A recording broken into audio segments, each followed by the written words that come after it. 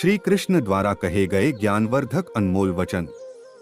श्रीमद् भागवत गीता में भगवान कृष्ण के उपदेशों का वर्णन है, जिसमें मनुष्य को जीवन, कर्म, ध्यान, शांति, सत्य, योग और सफलता के बारे में सभी महत्वपूर्ण विषयों को गहराई से जानने को मिलता है। जो ज्ञान किसी भी मनुष्य के जीवन में बहुत उपयोगी सिद्ध होता है। श्रीमद् भागवत गीता में भगवान श्री कृष्ण ने अपने शिष्य अर्जुन को कुरुक्षेत्र में न केवल ज्ञान की बातें बताई, उसके साथ ही जीवन जीने की कलाओं के बारे में भी बताया है। श्रीमद् भगवत गीता श्री कृष्ण अनमोल वचन। महाभारत में कृष्ण के कहे 10 अनमोल वचन। भगवान श्री कृष्ण ने महाभारत युद्ध के दौरान गीता के ये उपदेश अपने प्रिय शिष्य अर्जुन को दिए थे। गीता में दिए उपदेश आज भी उतने ही प्रासंगिक हैं और मनुष्य को जीवन जीने की सही राह दिखाते हैं। श्री कृष्ण के उपदेश हमें धर्म के मार्ग पर चलते हुए अच्छे कर्म करने की शिक्षा देते हैं। जानते हैं, शांति से भी दुखों का अंत हो जाता है और शांत चित्त मनुष्य की बुद्धि शीघ्र ही स्थिर होकर परमात्मा से युक्त हो जाती है।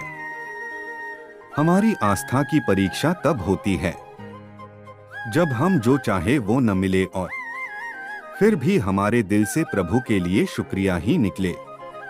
लोग अक्सर सच कहने से बचते हैं या डरते हैं, पर सत्य कभी छुप नहीं सकता और न ही कभी मिट सकता है। कितना भी छुपा ले पर सच तो उजागर हो ही जाएगा। जो बात सच पर आधारित हो उसे करने या कहने और मानने से कभी नहीं डरना चाहिए। इच्छा पूरी नहीं होती तो क्रोध बढ़ता है और इच्छा पूरी होती है तो लोभ बढ़ता है। इसलिए जीवन की हर स्थिति में धैर्य बनाए रखना। धर्म केवल रास्ता दिखाता है, लेकिन मंजिल तक तो कर्म ही पहुंचाता है। वह जो सभी इच्छाएं त्याग देता है, मैं और मेरा की लालसा तथा भावना से मुक्त हो जाता है, उसे शांति प्राप्त होती है। श्री कृष्ण ने कहा है, अगर तुम्हें किसी ने दुखी किया है तो बुरा मत मानना। लोग उसी पेड़ पर पत्थर मारते हैं जिस पेड़ पर ज्यादा मीठे फल होते हैं। स्वार्थ से रिश्ते बनाने की कितनी भी कोशिश करें, वो कभी नहीं बनते हैं। और प्रेम से बने रिश्तों को कितना भी तोड़ने की कोशिश करें, वो कभी नहीं टूटते।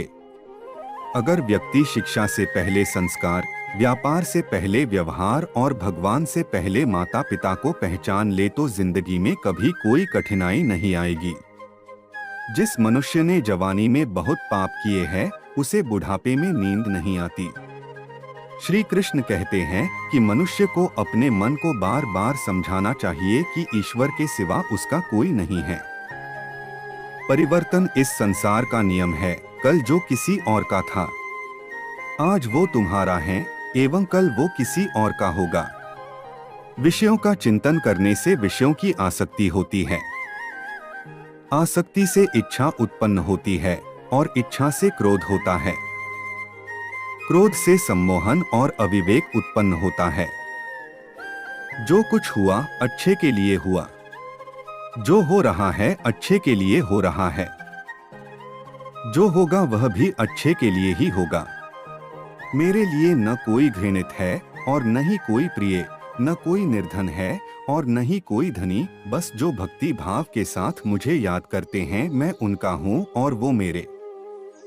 कर्म किए जाओ, फल की चिंता मत करो। आत्मा अमर है, इसलिए मरने की चिंता मत करो। इस संसार में कुछ भी स्थायी नहीं है। नर्क के 3 द्वार हैं, काम, क्रोध और लोभ। मौन सबसे अच्छा उत्तर है किसी ऐसे व्यक्ति के लिए जो आपके शब्दों को महत्व नहीं देता। आत्मा का अंतिम लक्ष्य परमात्मा में मिल जाना होता है। धर्म केवल कर्म से होता है, कर्म के बिना धर्म की कोई परिभाषा ही नहीं है। अहंकार करने पर इंसान की प्रतिष्ठा, वंश, वैभव तीनों ही समाप्त हो जाते हैं। मैं सभी प्राणियों के हृदय में स्थित आत्मा हूँ। मैं सभी प्राणियों का आदि, मध्य और अंत भी हूँ। सत्य कभी नष्ट नहीं हो सकता। अच्छा करने से नहीं डरना चाहिए। समय कभी नहीं रुकता। आज यदि बुरा चल रहा है तो कल अवश्य अच्छा आएगा। आप केवल निस्वार्थ भाव से कर्म कीजिए, केवल वही आपके हाथ में है। मनुष्य कितना भी गोरा क्यों ना हो, परंतु उसकी परछाई सदैव काली होती है। मैं श्रेष्ठ हूँ यह आत्मविश्वास है, लेकिन सिर्फ मैं ही श्रेष्ठ हूँ यह अहंकार है।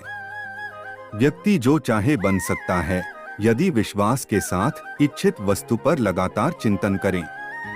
प्रेम सदैव माफी मांगना पसंद करता है और अहंकार सदैव माफी सुनना पसंद करता है। जो रास्ता ईश्वर ने आपके लिए खोला है उसे कभी भी कोई बंद नहीं कर सकता। मनुष्य का जीवन केवल उसके कर्मों पर चलता है। जैसा कर्म होता है वैसा उसका जीवन होता है। एक बार माफ करके अच्छे बन जाओ, परंतु दोबारा उसी इंसान पर भरोसा करके बेवकूफ कभी न बनो। मन की गतिविधियों, होश, श्वास और भावनाओं के माध्यम से भगवान की शक्ति सदा तुम्हारे साथ है। जीवन में आधे दुख इस वजह से आते हैं क्योंकि हमने उनसे आशाएं रखी जिनसे हमें नहीं रखनी चाहिए थी।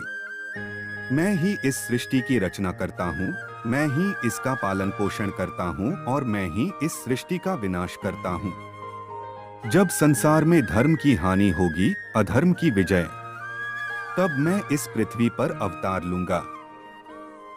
मैं सभी जीवों में विद्यमान हूँ, मैं चींटी में भी विद्यमान हूँ और हाथी में भी विद्यमान हूँ। मेरे भी कई जन्म हो चुके हैं, तुम्हारे भी कई जन्म हो चुके हैं। ना तो मेरा अंतिम जन्म है और ना यह तुम्हारा अंतिम जन्म है। व्यक्ति कर्म करने से कभी छुटकारा नहीं पा सकता है, इसलिए तुम्हें हमेशा कर्म करते रहना चाहिए, क्योंकि कर्म के बिना तुम्हारे शरीर का निर्वाह भी नहीं हो सकता है। परिवर्तन ही संसार में स्थायी है, इसलिए परिवर्तन से नहीं भयभीत नहीं होना चाहिए। जो लोग दूसरों की सहायता करते हैं, ईश्वर उनकी सहायता करते हैं।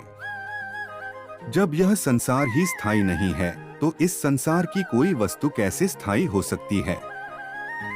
आत्मा शरीर को वैसे ही छोड़ देती है जैसे मनुष्य पुराने कपड़ों को उतारकर नए कपड़े धारण कर लेता है। मन शरीर का हिस्सा है। सुख दुख का एहसास करना आत्मा का नहीं शरीर का काम है। मान अपमान, लाभ हानि, गम और खुशी सब मन का खेल है।